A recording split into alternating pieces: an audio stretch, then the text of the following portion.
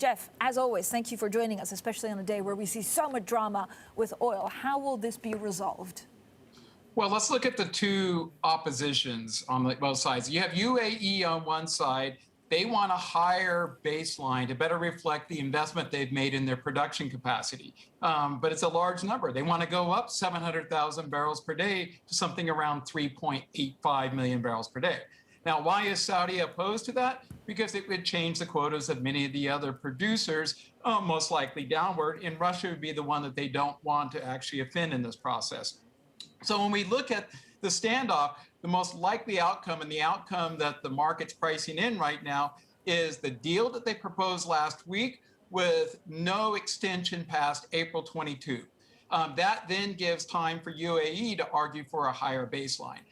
In terms of thinking about their commitment to the deal, the main view here is that both sides remain committed. Which means there's a low probability of this thing unraveling with a large increase in production, similar to what we saw a little over a year ago. So we would view, the risk here more to the upside. But if it did fall apart, it's important to remember that one of the members here is arguing for higher production. But our base case here is we get a deal today. That's what the market's pricing in, and it's probably one where you have no extension past April 22.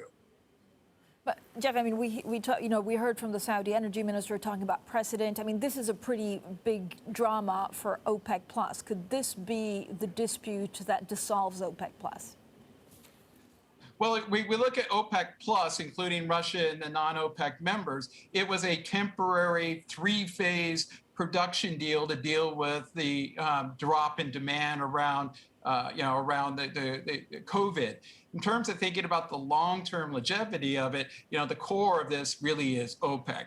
And the dispute we're talking about is within two allies. Yes, it's high-level diplomacy between two allies, but the core of this is OPEC, GCC countries, which are at the center of OPEC, which has been around and will be around long after this current deal that was focused on dealing with COVID. But so will OPEC stay, Jeff? I mean, I used to cover OPEC like 15, 20 years ago. This feels very personal. It's really two members that won't budge. And, the question is also, why is the market taking it so calmly for now? Well, I mean, you had a proposal put out last night by U.A.E. that talked about, hey, let's not extend it past April 22, because the deal that was proposed last week was an extension past April 22 to the end of next year. So by throwing out this compromise where you don't extend past April 22, provides more room for negotiation for U.A.E. to be able to establish a higher baseline.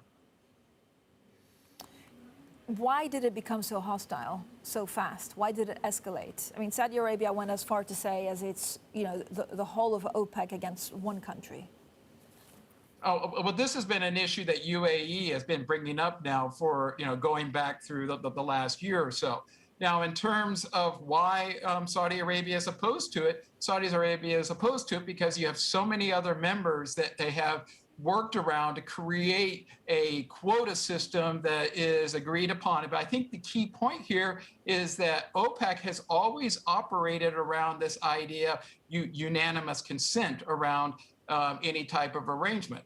So in terms of trying to get this last party in line, I think that's part of the reason why they're so aggressive in trying to do this, because ultimately, because you think about what happened with this initial deal, you ended up having to have President Trump at the time get involved to get Mexico across the line. So this whole idea of having unanimous consent, I think, it's a long-standing history within many of these OPEC agreements.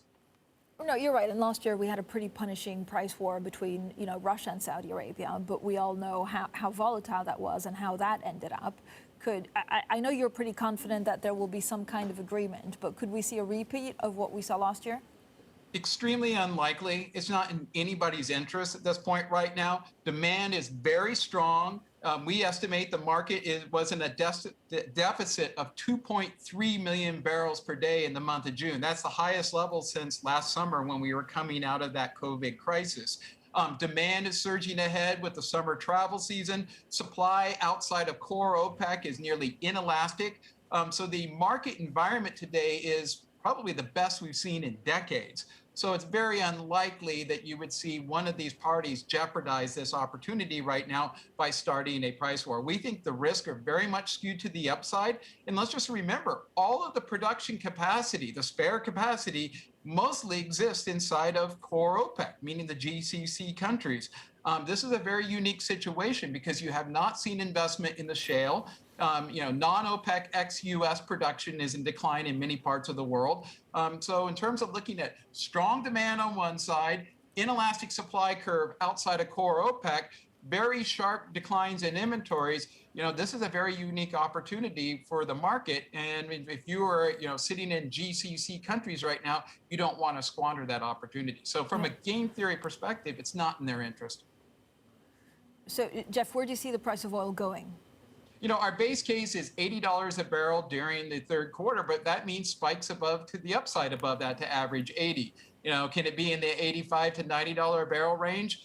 Particularly before you get to Labor Day, this market's going to be tight given the surge in travel demand that we're seeing, both in terms of air as well as on ground, suggests that demand's going to remain strong. At the same time, there's no supply increases in sight. The drilling in the U.S. shale patch is not sufficient to grow production going into year end. Then you look at the Iranian deal right now. It's difficult to imagine to see Iranian supplies before, let's say October, November at the earliest right now. So this market's going to remain tight during the summer months. Jeff, if it goes above 90, does it actually, how much does it hurt the world recovery? The global economy is very strong right now. I like to point this out. You have gasoline at the retail level in the United States in that $4 to $5 a gallon range in different parts of the United States. Have you heard a peep out of people in the U.S. or out of the U.S. president like typically you would see in this environment? The answer is no, which is an indication that the underlying economic environment is relatively strong and allows the system to be able to handle these higher prices. Jeff, what surprised you the most, and actually how this, how this escalated? I know I keep on going back to, what exactly happened over last week, why it escalated so quickly, and why you're so confident that actually, it won't break down completely. It just goes down to the fact it's in nobody's interest for a complete breakdown, given how strong the underlying fundamentals are. When you think about the breakdown that happened going back, a little over a year ago, the underlying fundamentals were incredibly weak. So one party had the capability to be able to create a huge decline in prices because it basically used the fundamentals in its, to help, a tailwind to help in creating that downdraft in prices. Today, you're fighting a very tight fundamental picture, which means if you want to try to make this market go down, you're going to need a lot. Let's just look at it. If you think about the overall deficit is 2.3 million barrels per day. If you just want to get this thing into a surplus right now, you as one producer would need to add more than 2.3 million barrels per day. Going back to a little over a year ago, you didn't need to add much. You just pushed the market off the cliff. Today, it's a really tight market, and it would be an uphill battle to be able to create that surplus to create a pricing war similar to what we saw a year ago.